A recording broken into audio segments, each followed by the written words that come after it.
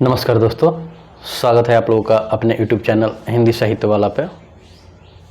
आज की क्लास दोस्तों हम लोगों का राही कहानी पे होगी, जिसके रचनाकार हैं सुभद्रा कुमारी चौहान। इससे पहले हम लोग चंद्रदेव से मेरी बातें और दुलाई वाली कहानी पढ़ चुके हैं और उनका विश्लेषण भी बहुत अच्छे से कर चुके हैं और उस पर विस्तृत चर्चा भी कर चुके हैं और किस तरह के क्वेश्चन आएंगे इस पर भी बात हो चुकी है। तो चलिए आज शुरुआत करते हैं राही कहानी, जिसके मूल पाठ को पढ़ लेंगे हम लोग। और जैसा हम लोग हमेशा से करते आए हैं, इसके बाद अगली क्लास में इससे कौन कौन सी इम्पोर्टेंट लाइन है और किस तरह के क्वेश्चन आते हैं उस पर बात करेंगे। तो चलिए आज की शुरुआत करते हैं क्लास राही, जो सुभद्रा कुमारी चौहान द्वारा रचित है। कहानी शुरू होती है दोस्तों, और कहानी ऐसे है कि तेरा नाम क्या है। फिर राही आगे है कि किस अपराध में सजा हुई है। सजा हुई ये प्रश्नवाचक चिन्ह है, मतलब दोस्तों पूछा जा रहा है ऐसा, तुम्हें किस अपराध में सजा हुई। तो चोरी की थी सरकार। चोरी क्या? चुराया था नाच की गठरी। नाच की गठरी मतलब दोस्तों अनाज, तो नाच की गठरी। आगे कितना अनाज था? होगा 5-6 सेर। और सज़ा कितने दिन की है? साल भर की। तो तूने चोरी क्यों की? आगे दे रहे हैं दोस्तों, मजदूरी करती तब भी दिन भर में 3-4 आने पैसे ही मिल पाते। हमें मजदूरी नहीं मिलती सरकार, हमारी जाति मांगरूरी है, हम केवल मांगते खाते हैं। आप लोग जो हमारे दोस्त अभी क्लास कर रहे हैं या कभी भी करेंगे, तो देखिए ये 2 लाइन परीक्षा की दृष्टि से बहुत ही महत्वपूर्ण है। आप लोग इसका स्क्रीनशॉट ले लीजिए, या तो चाहे तो आप लोग कहीं, जैसे हम क्लास शुरू होती है तो आप लोगों को महत्वपूर्ण बिंदु, महत्वपूर्ण लाइन बताते हैं कि ये इंपॉर्टेंट लाइन है, आप लोग इसको नोट कर लीजिए। पेपर में आ सकता है और इसका भावार्थ भी पूछ सकता है, या तो ये पंक्तियाँ देकर पूछ देगा कि ये पंक्ति किस कहानी से उठाई गई है, चाहे इस पंक्ति का रचनाकार कौन है। तो ऐसे क्वेश्चन, तमाम तरह के क्वेश्चन बनते हैं। तो देखिए ये ऐसे टाइप पे है दोस्तों, भावार्थ टाइप पे। तो इसको आप लोग नोट कर लीजिए कि मजदूरी करती तब भी दिन भर में 3-4 आने हैं पैसे ही मिल पा जाते। हमें मजदूरी नहीं मिलती सरकार, हमारी जात मांगरूरी है, हम केवल मांगते खाते हैं। चलिए आगे हम लोग कहानी देखते हैं। और भीख ना मिले तो फिर चोरी करते हैं। दोस्तों ऐसे ही एक कल हम देख रहे थे वीडियो, जिसमें एक दुकानदार था और ऐसा कोई वीडियो बनाया था दोस्तों, और वो पीछे मुड़ के उसका बेकरी का वो था दुकान, और पीछे मुड़ के वो अपना बेकरी सही कर रहा था। पीछे से एक आया बेचारा, भूखा उखा हुआ था। तो उसने पहले वो ब्रेड उठाया और फिर जाने की कोशिश की, फिर उसके अंदर मनौता आया या पता नहीं क्या। उसके बाद उसने फिर वो ब्रेड रख दिया और फिर अंदर जाकर दुकान आगे से ओपन था दोस्तों, जैसे नहीं होता है कभी कि खाली है वहाँ पे ब्रेड रखा है आगे, जैसे दिखाने के लिए कि दूर के कस्टमर को दिखे। तो उठाकर जा रहा था। फिर उसने सोचा नहीं मांग के खाया जाए। उसकी ईमानदारी देखिए दोस्तों। तो उसके बाद उसने रख दिया और उसके बाद अंदर दुकान में गया और उस दुकानदार से खाने के लिए कुछ मांगा। तो दुकानदार ने उसे भिखारी या मांगने वाला समझ के उसको दुकान से निकाल के और उसको बाहर कर दिया और नहीं दिया। फिर अपने काम में लग गया। तो फिर उसके बाद वो जो भूखा हुआ आदमी था वो उठाया, फिर पीछे से जैसे पहले उठाया था और फिर लेके जाने लगा। कोई दूर गया तब तक दुकानदार का नज़र फिर उस पर पड़ा। उसने देखा कि तो चोरी करके जा रहा है, तो जाके उसको छीनने लगा। तो ये जो प्रतिक्रिया हुई घटना, तो एक आदमी दूर से पूरी प्रतिक्रिया देख रहा था। उसके दुकान के सामने एक और दुकान थी, ठीक वो एक रेस्टोरेंट था। तो फिर उसका मालिक आया और उसने सारी बात बताई और उसको ब्रेड वाले को डांटा भी। उसके बाद वो खुद के रेस्टोरेंट लेके गया और उस आदमी को बहुत अच्छे ढंग से खाना खिलाया। तो दोस्तों कभी कभी क्या होता है कि लोग अच्छाई भी करते हैं, तो उन लोगों को बुरा करने के लिए मजबूर कर दिया जाता है। तो आइए हम लोग अब कहानी में आगे बढ़ते हैं। और फिर तो चोरी फिर करते हैं। और फिर आगे है कि उस दिन घर में खाने को नहीं था।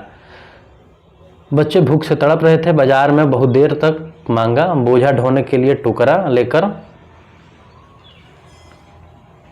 भी बैठी रही पर कुछ नहीं मिला। सामने किसी का बच्चा रो रहा था, उसे देखकर मुझे अपने भूख बच्चे की याद आ गई। वहीं पर किसी का अनाज की गठरी रखी हुई थी, उसे लेकर अभी भाग रही थी कि पुलिस ने पकड़ लिया। अब आगे हम लोग बढ़ते हैं। अब आता है दोस्तों एक किरदार पात्र जिसका नाम है अनीता और एक है राही। तो आप लोग अनीता और राही नाम से याद कर लीजिए, कहीं नोट कर लीजिए। आगे जो जो कैरेक्टर आएंगे सबके बारे में बताएंगे, हालांकि हम इस पर नोट भी करवाएंगे आप लोगों को। आगे है अनीता। फिर अनीता बोल रही है, अनीता फिर तूने कहा नहीं कि बच्चे भूखे हैं इसलिए चोरी की, संभव है कि इस बात से मजिस्ट्रेट कम सजा देता। राही, हम गरीबों की कौन सुनता सरकार, बच्चे आए थे कचहरी में, मैंने सब कुछ कहा पर किसी ने सुना नहीं, किसी ने नहीं सुना। अनीता, अब तेरे बच्चे किसके पास है, उसका बाप है। राही, उसका बाप मर गया सरकार, जेल में उसे मारा था और वहीं अस्पताल में वह मर गया, अब बच्चों का कोई नहीं है। फिर अनीता कहती है, तो तेरे बच्चों का बाप भी जेल में ही मरा, वह क्यों जेल आया था। राही, उसे तो बिना कसूर के पकड़ लिया था सरकार, ताड़ी पीने को गया था, 2-4 दोस्त उसके थे, मेरे घर वालों का एक वक्त पुलिस वाले से झगड़ा हो गया था, उसी का बदला लेने उसी का उसने बदला लिया, 109 में उसका चालान करके साल भर की सज़ा दी, वहीं मर गया। अनीता, अच्छा जा अपना काम कर। अनीता सत्याग्रह करके जेल में आई थी। जो अनीता थी दोस्तों, और यहाँ पे राही से अनीता बात कर रही है, अनीता नाम की कोई पात्र है और एक राही है। तो अनीता जो है ये सत्याग्रह आंदोलन कर रही थी और उसी के चलते वो जेल में आई थी। और फिर उसी में आगे है कि पहले उसे B क्लास दिया था, फिर उसे घर वालों ने लिखा पढ़ी करके उसे A क्लास में दिलवा। अनीता के सामने एक प्रश्न था, वह सोच रही थी कि दरिद्रता और इन निरह गरीबों को कष्टों को दूर करने का कोई उपाय नहीं। हम सभी परमात्मा के संतान हैं, एक ही देश के निवासी है, कम से कम हम सबको खाना खाने पहनने का समान अधिकार तो है ही। फिर यह क्या बात है कि कुछ लोग तो बहुत आराम करते हैं और कुछ लोग पेट के अन्न के लिए चोरी करते हैं। उसके बाद विचारक के अदूरदर्शिता कारण या सरकारी वकील के चातुर्यपूर्ण जिरह के कारण छोटे छोटे बच्चों की माताएं जेल भेज दी जाती हैं, उनके बच्चे भूखों मरने के लिए छोड़ दिए जाते हैं। एक और तो यह कैदी हैं जो जेल जाकर सचमुच जेल जीवन के कष्ट उठाती हैं, और दूसरी और हम लोग अपनी देशभक्ति का ढिंढोरा पीटते हुए जेल आते हैं।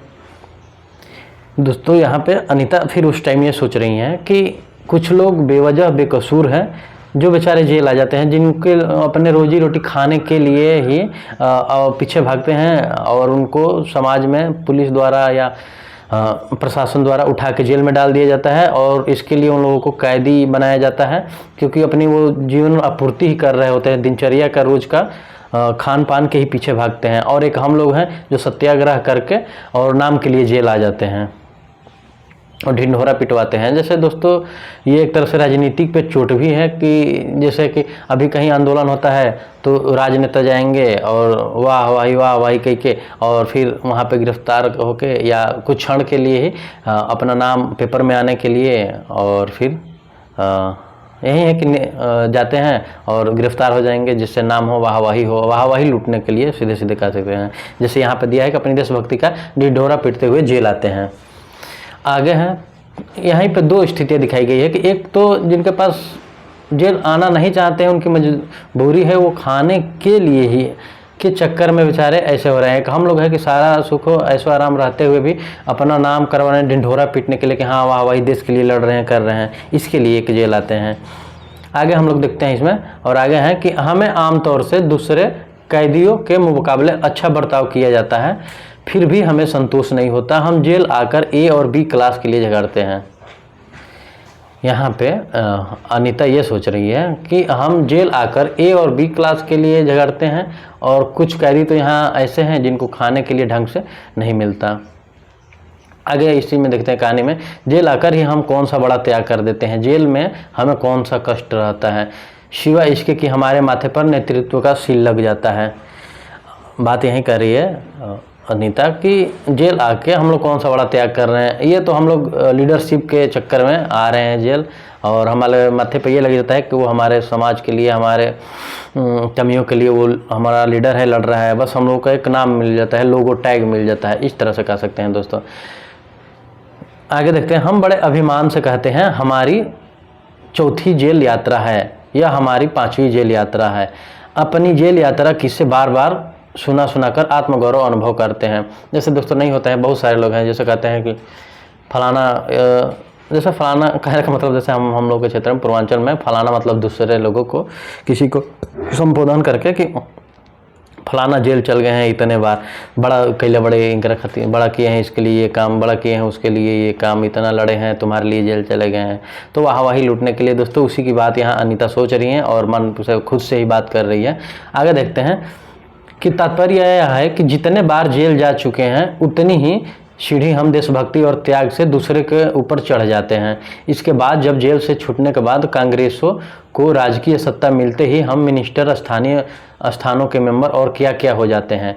और यहाँ पे ये बोल रही है कि हम लोग तो जेल का यात्रा करते हैं, लेकिन जैसे ही जेल यात्रा समाप्त होती है तो हम लोग को कोई पद मिल जाता है, मिनिस्ट्री, स्थानीय नेता किसी न किसी रूप में चुन लिए जाते हैं और अपने को गौरवान्वित महसूस करते हैं। अनीता सोच रही थी कि कल तो खद्दर भी नहीं पहनते थे, बात बात पर कांग्रेस का मजाक उड़ाते थे, कांग्रेस के हाथों में थोड़ी शक्ति आते ही हुए कांग्रेस भक्त बन गए और फिर खद्दर पहनने लगे, यहाँ तक कि जेल में भी दिखाई पड़ने लगे। वास्तव में यह देशभक्ति है या सत्ता भक्ति? अनीता की आत्मा बोल उठी। वास्तव में सच्ची देशभक्ति तो इन गरीबों के कष्ट निवारण में है। ये कोई दूसरे नहीं, हमारी ही भारत माता की संतानें हैं। इन हजारों लाखों भूखे नंगे भाई बहनों की यदि हम कुछ भी सेवा कर सके तो सचमुच हमने अपने देश की सेवा की है। और ये बहुत ही इंपॉर्टेंट लाइन है, आप लोगों को भी अंडरलाइन करना चाहिए यहाँ पे कि सच्ची देशभक्ति को इन गरीबों के कष्ट निवारण में है। ये कोई दूसरे नहीं, हमारी भारत माता की संतानें हैं। इन हजारों लाखों भूखे नंगे भाई बहनों की हम कुछ सेवा कर सकते हैं तो सचमुच हमें अपने देश की सेवा की है। ये इंपॉर्टेंट लाइन है, आप लोग इसको नोट कर लीजिए, स्क्रीनशॉट ले लीजिए और इसको कहानी में इंपॉर्टेंट लाइन के तौर पे इसको मर्ज कर लीजिए अपने नोट्स में।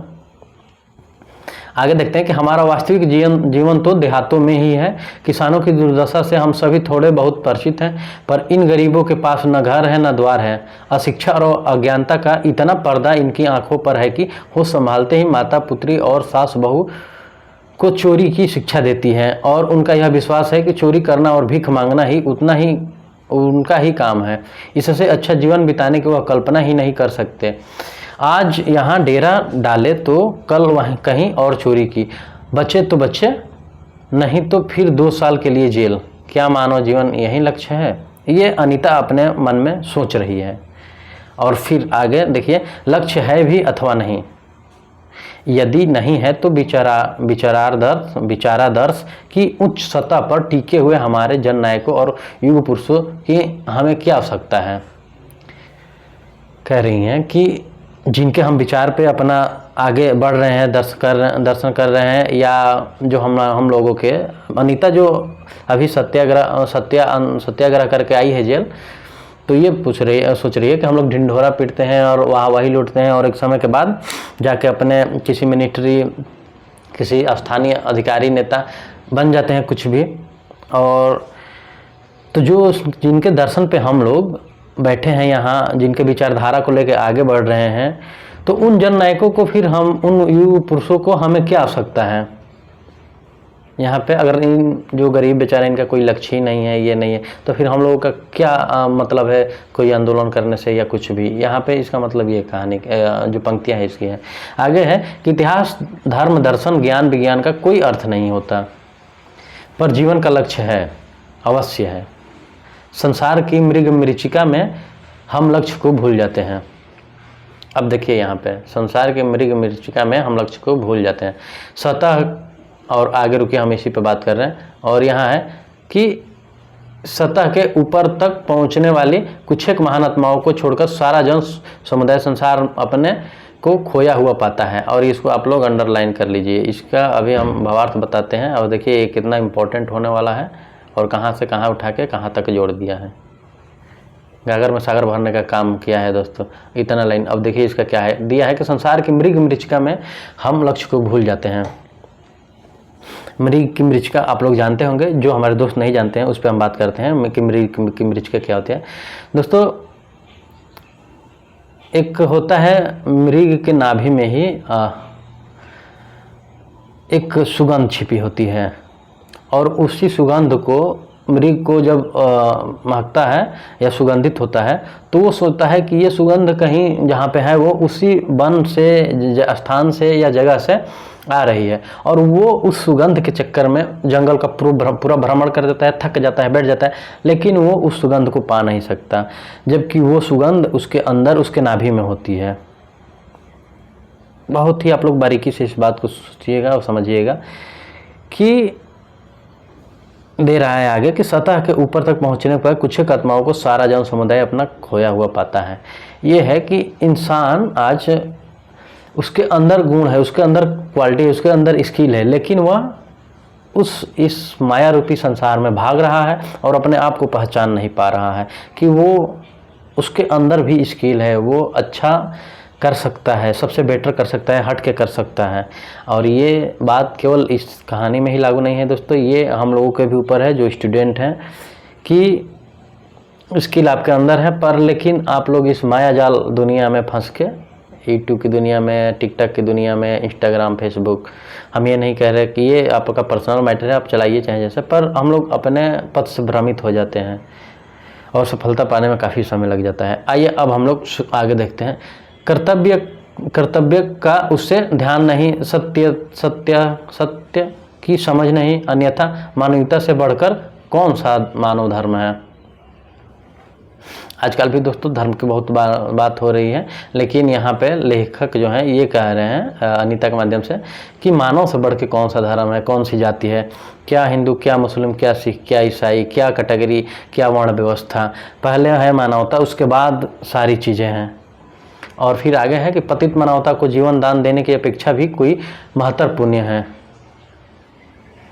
आगे है राही जैसी कोई भोली भाली किंतु गुमराह आत्माओं के कल्याण की साधना होनी चाहिए। सत्याग्रही की यही प्रथम प्रतिज्ञा क्यों ना हो, देशभक्ति का यही मानदंड क्यों ना बने। अनीता दिन भर इन्हीं विचारों में डूबी रही, शाम को वह इसी प्रकार को सोचते सोचते सो गई। दोस्तों जो अनीता है सत्याग्रह में और अंदर गई है जेल में, तो वो अपने आप से बात करती हुई और इन्हीं विचारों करते हुए वो सो गई। आगे हम लोग देखते हैं, रात में उसने सपना देखा कि जेल से छूटकर वह इन्हीं मंगरूरी लोगों के गांव में पहुंच गई है। अनीता जो है वो सपना देख रही है, सपने में वो देख रही है कि सुबह मॉर्निंग में वो सुबह में जैसे वो जेल से छूटती है तो वो इन्हीं मंगरूरी लोगों के, जो मांग खाते हैं, कि लोगों के गांव में पहुंच गई है। और वहाँ उसने एक छोटा सा आश्रम खोल दिया है। उसी आश्रम में एक तरफ छोटे छोटे बच्चे पढ़ते हैं और स्त्रियाँ सूत काटती हैं, दूसरी तरफ मर्द कपड़ा बुनते हैं और रुई धुनते हैं। शाम को रोज उन्हें धार्मिक पुस्तक पढ़कर सुनाई जाती है और देश में क्या क्या हो रहा है यह सब सरल भाषा में समझाया जाता है। वहीं भीख मांगने और चोरी करने वाले लोग अब आदर्श ग्रामवासी हो रहे हैं। दोस्तों ये अनीता सोच रही है, सोई हुई है, कि हम उन्हीं गांव में चले गए हैं और ऐसा कर दिए हैं कि बच्चों को पढ़ने की व्यवस्था कर दिए हैं, स्त्रियाँ लोग सूत काटने लगे हैं, मर्द लोग कपड़े बुन रहे हैं और वहाँ पे व्यवस्था पूरी तरह बदल चुकी है। और वहीं गांव जो मंगरूरी वाले लोग थे अब वहीं आदर्श ग्रामवासी बन गए हैं। आगे हैं, रहने के लिए उन्हें छोटे छोटे अपना घर बना लिए हैं। राही के अनाथ बच्चों को अनीता अपने साथ रखने लगी है। अनीता यहीं सुख स्वप्न देख रही थी कि सुबह 7 बजे तक उसकी नींद नहीं खुली। अचानक एक स्त्री जेलर ने उसे आकर जगा दिया और बोली, आपके पिता बीमार है, आप बिना शर्त छोड़ी जा रही हैं। अनीता अपने स्वप्न में को सच्चाई में परिवर्तित करने के लिए एक मधुर कल्पना लेकर चली गई। और अनीता यहाँ से सोचकर चली गई इस स्वप्न देखने के बाद, और वो बाहर गई। उसके पिता का बीमार थे और उसको जो पुलिस थी छोड़ दी थी। तो इस तरह दोस्तों ये ऐसी कहानी है और ये बहुत मार्मिक कहानी है दोस्तों। अब इसको हमारे साथ पढ़े तो मज़ा आया ही होगा। समय मिले तो इसको एक बार बहुत ही गहराई से पढ़िए। देखिए कहानी जब पढ़ते हैं तो ये नहीं कि उठाए बिना भवार्थ समझे, बिना और किसी, देखिए कहानी क्या है उससे जुड़ के पढ़िए, उसमें डूब जाइए। कहते हैं अभी बहुत सारे फ्रेंड है कि सर ये उपन्यास इतना लंबा है 400 पेज का, कैसे पढ़े? भैया आप उसका नायक बन जाइए ना। आप लड़की हैं, आप सिस्टर हैं, कोई जो भी हमारी सिस्टर लड़की चाहे जो भी हैं दोस्तों, फ्रेंड्स आप लोग समझ लीजिए, जो भी गर्ल्स में वो जो देख रही हैं हमारी वीडियो, आप उसमें किरदार में उतरिए ना। चाहे लड़के हैं भाई साहब, आप नायक में नायिका के रूप में उतरिए, उसमें किसी पात्र से जुड़िए, फिर देखिए वैसे लगाओ तो ऑटोमेटिक हो ही जाता है। जैसे हम लोग पढ़ने लगे तो उसमें उतर जाते हैं, वो पूरा व्यू हम लोग के आसपास घूमने लगता है। अगर हम लोग जैसे कुछ पढ़ना शुरू करते हैं तो आप एक बार उसके भाव के साथ जुड़ के पढ़िए, देखिए कितना मजा आएगा। तो चलिए दोस्तों, आज की क्लास यहीं अब हम लोग समाप्त करते हैं। ये रहा दोस्तों हमारा यूट्यूब चैनल नेम, हिंदी साहित्य वाला डालेंगे यूट्यूब पे तो डायरेक्ट एक ग्रीन कलर में लोगो आएगी, HSW लिखा रहेगा। आप लोग चैनल को लाइक एवं सब्सक्राइब कर लीजिए। जो हमारे फ्रेंड्स देख रहे हैं यहीं नीचे जाकर लिंक को लाइक और सब्सक्राइब कर लीजिए, और अपने दोस्तों के साथ भी शेयर कीजिए दोस्तों। और बाकी कुछ नहीं चाहिए दोस्तों, आप लोग सब्सक्राइब करेंगे तो थोड़ा सा मोटिवेशन बढ़ता है। और ठीक है दोस्तों, आएंगे हम लोग अगली क्लास में, मिलते हैं फिर एक अच्छे जूस और के साथ नोट्स तैयार करके इस कहानी का। तब तक के लिए धन्यवाद, थैंक यू। चलिए अब आज की क्लास हम लोग यहीं समाप्त करते हैं। थैंक यू दोस्तों, धन्यवाद।